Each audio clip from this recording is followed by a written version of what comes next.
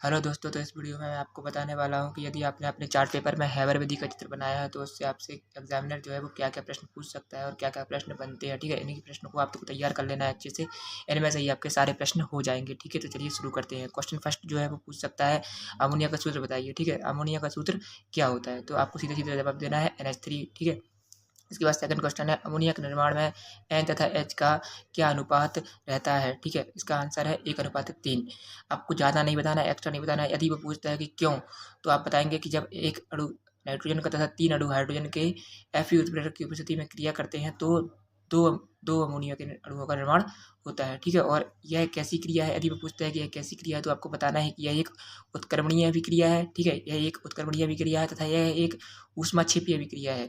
आपको यदि वह एक चीज़ पूछे तो पहले एक ही बताना है। ठीक है, दूसरी चीज़ नहीं बताना है। यदि वो पूछता है कि यह ऊष्माक्षेपी है या ऊष्माशोषी है तो आप बताएंगे कि ऊष्माक्षेपी अभिक्रिया है, क्योंकि इसमें एनर्जी निकलती है। ठीक है, उसके बाद आपका क्वेश्चन 3 जो है वो पूछ सकता है, अमोनिया के निर्माण में कौन सा उत्प्रेरक प्रयुक्त होता है? ठीक है, तो आपको आंसर देना है Fe उत्प्रेरक उपयोग होता है।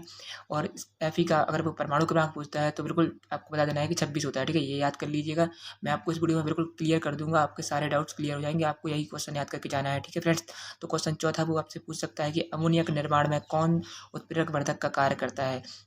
इसका आंसर आपको देना है एमओ मोलिब्डेनम। ठीक है, देखिए ये एमओ मोलिब्डेनम जो है वो उत्प्रेरक वर्धक है और ये उत्प्रेरक है। आपसे पूछे कि उत्प्रेरक तथा उत्प्रेरक वर्धक में क्या अंतर है, तो आप बताएंगे कि उत्प्रेरक जो होता है वो अब क्रिया के वेग पर प्रभाव डालता है। ठीक है, क्रिया की वेग को नियंत्रित करता है, क्रिया जल्दी होगी या देर में होगी। ठीक है, तो उत्प्रेरक जो होता है वो अभिक्रिया के वेग को नियंत्रित करता है और जो उत्प्रेरक वर्धक होता है वो उत्प्रेरक की क्षमता को बढ़ा देता है। ठीक है फ्रेंड्स, उत्प्रेरक के कार्य करने की क्षमता को बढ़ा देता है। ठीक है, इसके बाद आपका क्वेश्चन 5 जो है वो पूछ सकता है, हैबर विधि से अमोनिया का निर्माण जो है वो प्रयोगशाला विधि है या औद्योगिक विधि है? तो आपको आंसर देना है औद्योगिक विधि है। ठीक है, इसमें आप फंस सकते हैं, तो इसको अच्छे से याद रखिएगा कि यह एक औद्योगिक विधि है। क्वेश्चन 6 जो है वो आपसे पूछ सकता है कि अमोनिया की प्रकृति कैसी होती है और क्यों?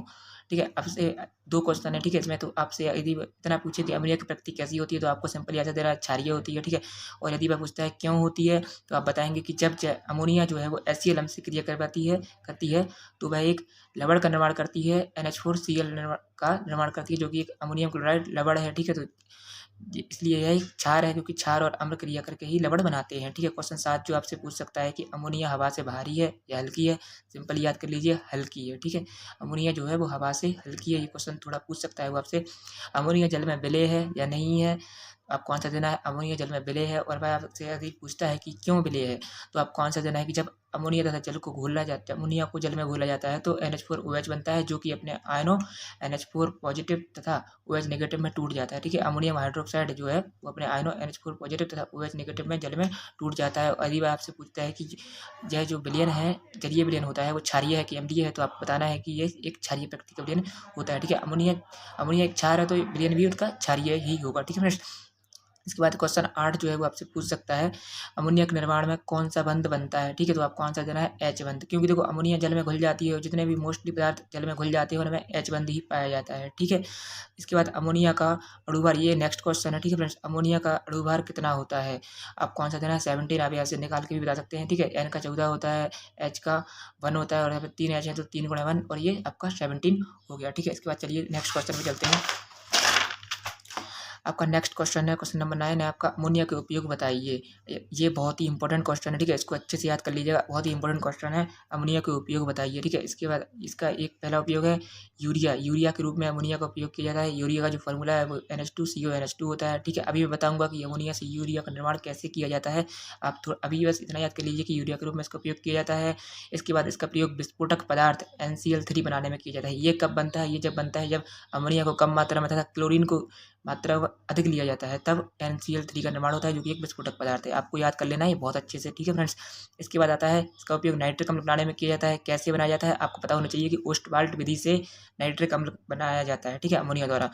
और इसके बाद आता है क्वेश्चन 10 जो है आपका, अमोनिया में नाइट्रोजन पर परमाणु पर संकरण, अमोनिया में नाइट्रोजन के परमाणु पर संकरण क्या होता है? ये आपको बहुत अच्छे से याद होना चाहिए, sp3 संकरण होता है। ठीक है, अमोनिया का एक रासायनिक परीक्षण बताना है तो आपको बता देना है कि अमोनिया जो है लाल लिटमस पेपर को नीला कर देता है। ठीक है, इसके बाद क्वेश्चन 12 जो है वो आपका है, अमोनिया में हाइड्रोजन व नाइट्रोजन के मध्य कोण कितना होता है? ये कुछ छोटे छोटे क्वेश्चन है जो आपको अच्छे से याद कर लेना है। अमोनिया में हाइड्रोजन व नाइट्रोजन के मध्य कितना कोण होता है? आपको बताना है 106.7 डिग्री, ये क्वेश्चन है। और ये sp3 वाला है, ये आपको थोड़ा याद करना पड़ेगा फ्रेंड्स। यहाँ पे मैं पूरा नहीं बता पाऊंगा क्योंकि मैं यहाँ पर सिर्फ इंपॉर्टेंट क्वेश्चन बता रहा हूँ, ठीक है। आपका बस खत्म ही होने वाला है, ठीक है। क्वेश्चन 13 जो है आपका, अमोनिया पर ताप का प्रभाव बताइए। ये बहुत ही अच्छे से याद कर लेना, इसको मैं देखिए पहले से ही टिक करके रखा था, ये बहुत ही ज़्यादा पूछा जाता है, ठीक है। मेरे सर ने भी बताया था और मैं भी आपको बता रहा हूँ, अमोनिया पर ताप का प्रभाव बताइए, ठीक है। ये है आपका, जैसे देखो अमोनिया के जब दो अणु को 1700 डिग्री सेल्सियस पर गर्म किया जाता है तो यह अपने पुराने अणुओं में टूट जाता है, ठीक है। N2 तथा H2 में टूट जाता है, ठीक है। नाइट्रोजन तथा हाइड्रोजन में अलग अलग हो जाता है, ठीक है। इसलिए ये इंपॉर्टेंट है। और क्वेश्चन 14 जो है वो आपका लास्ट क्वेश्चन है, NH3 का एक भौतिक गुण। ये अलग अलग क्वेश्चन है, वैसे तो मैंने एक ही में लिख दिया है, NH3 का एक भौतिक गुण बताइए। तो NH3 का एक भौतिक गुण यह है कि यह तीक्ष्ण गंध युक्त गैस होती है, जो कि सूंघने पर तीक्ष्ण गंध पैदा करती है और इससे आँखों में आँसू आ जाते हैं। तो आपको ये भौतिक गुण बहुत अच्छे से याद कर लेना है, ठीक है।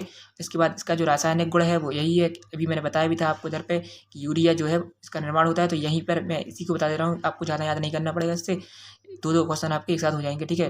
2NH3 plus COCl2 carbonyl chloride से, जब अमोनिया की क्रिया कार्बोनिल क्लोराइड से की जाती है तो आपका ये यूरिया का निर्माण होता है, NH2CONH2, ठीक है। यहाँ पे देखिए कैसे हो रहा है, यहाँ पे 2H और 2Cl निकल के 2HCl बाहर चला गया आपका और बाकी सब यहाँ पे पहुँच गया, तो NH2CONH2 का निर्माण हो गया, ठीक है। ये रासायनिक गुण आपको बता देना है फ्रेंड्स। यहीं से आपका 100% वाइवा कंप्लीट हो जाएगा, ठीक है। और वीडियो पसंद आए तो लाइक कर दिएगा। धन्यवाद फ्रेंड्स।